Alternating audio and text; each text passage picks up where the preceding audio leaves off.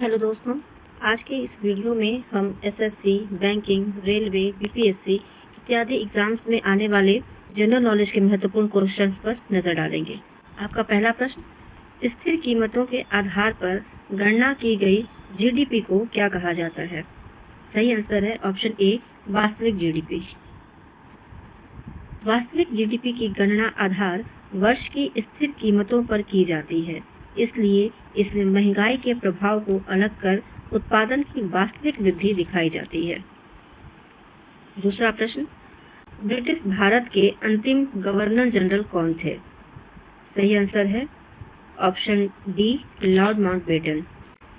Lord Mountbatten British Bharat के अंतिम governor general थे।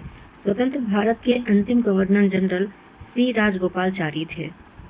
अगला प्रश्न, किस फसल को सुनहरा रेशा कहा जाता है? सही आंसर है ऑप्शन ए, जूट। जूट को उसके सुनहरे भूरे रंग और अधिक व्यापारिक महत्व के कारण सुनहरा रेशा कहा जाता है। अगला प्रश्न, दिल्ली की जामा मस्जिद का निर्माण किसने करवाया था? सही आंसर है ऑप्शन ए, शाहजहां।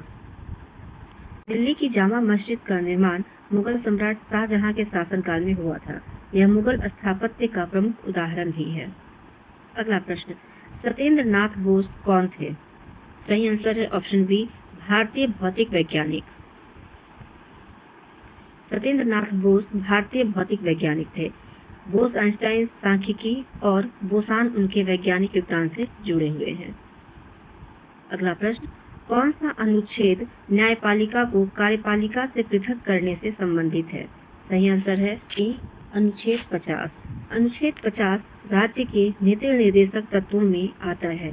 यह लोक सेवाओं में न्यायपालिका को कार्यपालिका से पृथक करने का निर्देश देता है। अगला प्रश्न, लता मंगेशकर ने अपना पहला पार्श्व गायन किस भाषा की फिल्म के लिए रिकॉर्ड किया था? सही आंसर ऑप्शन सी, मराठी। झिझिया किस राज्य का प्रसिद्ध लोक नृत्य है? सही आंसर है ऑप्शन बी, बिहार।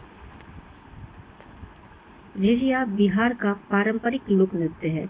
यह विशेष रूप से मिथिला क्षेत्र और नवरात्रि उत्सव से जुड़ा माना जाता है। अगला प्रश्न, थॉमस कप किस खेल से संबंधित है? सही आंसर है option D, badminton. Thomas cup पुरुषों की अंतर्राष्ट्रीय टीम बैडमिंटन प्रतियोगिता है। उबेर कप महिला टीम बैडमिंटन से संबंधित है। अगला प्रश्न, वह न्यूनतम तापमान जिस पर कोई पदार्थ आग पकड़ लेता है क्या कहलाता है? सही आंसर है ऑप्शन सी, ज्वलन तापमान। ज्वलन तापमान वह न्यूनतम तापमान है जिस पर कोई ज्वलनशील पदार्थ जलना शुरू कर देता है। अगला प्रश्न, चालो लोकू त्योहार किस राज्य में मनाया जाता है? सही आंसर है ऑप्शन डी, अरुणाचल प्रदेश। चालो लोकू अरुणाचल प्रदेश की नोक्टे जनजाति द्वारा मनाया जाने वाला फसल कटाई से जुड़ा त्योहार है। अगला प्रश्न, अक्षांश और देशांतर के संबंध में कौन सा कथन गलत है? सही आंसर है ऑप्शन सी, देशांतर रेखाएं कभी एक दूसरे को नहीं काटती। यह कथन गलत है। देशांतर रेखाएं उत्तरी और दक्षिणी ध्रुव पर मिलती हैं, इसलिए देशांतर कभी एक दूसरे को नहीं काटती। यह कथन गलत है। अगला प्रश्न, वी अनंत नागेश्वरन ने मुख्य आर्थिक सलाहकार के रूप में किसका स्थान लिया था? सही आंसर है कृष्णमूर्ति सुब्रमण्यम। वी अनंत नागेश्वरन को 2022 में भारत का मुख्य आर्थिक सलाहकार नियुक्त किया गया था। उन्होंने कृष्णमूर्ति सुब्रमण्यम का स्थान लिया था। अगला प्रश्न, 28 मई 2022 से लोकपाल के कार्यवाहक अध्यक्ष के रूप में किसे अधिकृत किया गया था? सही आंसर है ऑप्शन बी, न्यायमूर्ति प्रदीप कुमार मोहंती को। न्यायमूर्ति प्रदीप कुमार मोहंती को 28 मई 2022 से लोकपाल के कार्यवाहक अध्यक्ष के रूप में अधिकृत किया गया था। राजीव गांधी खेल रत्न पुरस्कार का नाम बदलकर मेजर ध्यानचंद खेल रत्न पुरस्कार किस वर्ष किया गया? सही आंसर है ऑप्शन बी, 2021 में। 2021 में राजीव गांधी खेल रत्न पुरस्कार का नाम बदलकर मेजर ध्यानचंद खेल रत्न पुरस्कार किया गया। अगला प्रश्न, 1930 में नमक पर ब्रिटिश एकाधिकार के विरुद्ध अहिंसक विरोध कौन सा था?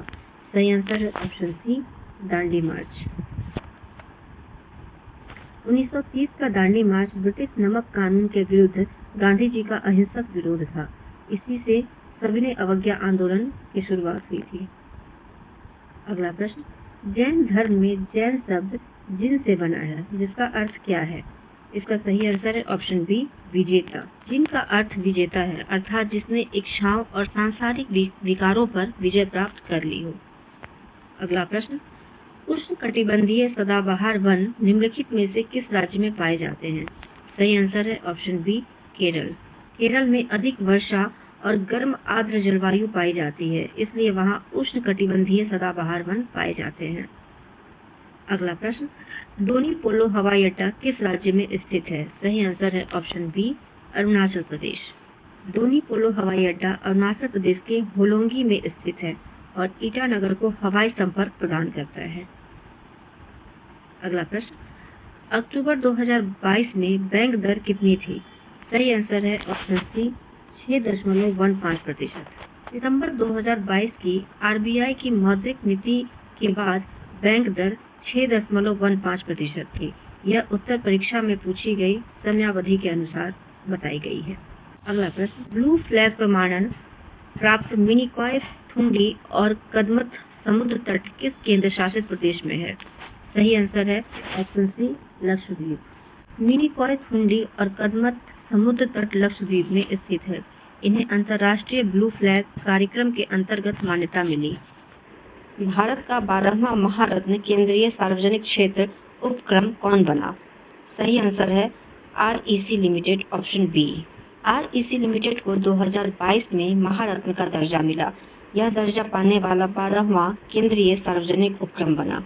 अगला प्रश्न, पर्यवेक्षी निगरानी के लिए आरबीआई द्वारा शुरू किए गए सेप्टिक एप्लीकेशन का नाम क्या है? सही आंसर है ऑप्शन ए, दक्ष। आरबीआई ने पर्यवेक्षी प्रक्रियाओं को आधुनिक और मजबूत बनाने के लिए दक्ष नाम उन्नत सेप्टिक प्रणाली शुरू की थी। अगला प्रश्न, आत्मनिर्भर महिला योजना किस बैंक ने शुरू की? सही आंसर है option B, bank of Baroda ने।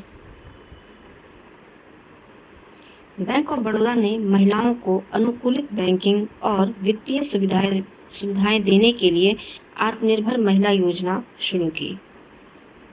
अगला प्रश्न, इंटरनेट बैंकिंग के माध्यम से विदेशी मुद्रा प्रेषण के लिए FX for You किस बैंक ने शुरू किया? सही आंसर है ऑप्शन ए, केनरा बैंक ने। केनरा बैंक ने इंटरनेट बैंकिंग के माध्यम से विदेशी मुद्रा प्रेषण की सुविधा देने के लिए FX for You सेवा शुरू की थी। आज की वीडियो में बस इतना ही। अगर वीडियो अच्छी लगे तो कृपया लाइक, शेयर और सब्सक्राइब जरूर करें। मिलते हैं अगली वीडियो में। धन्यवाद।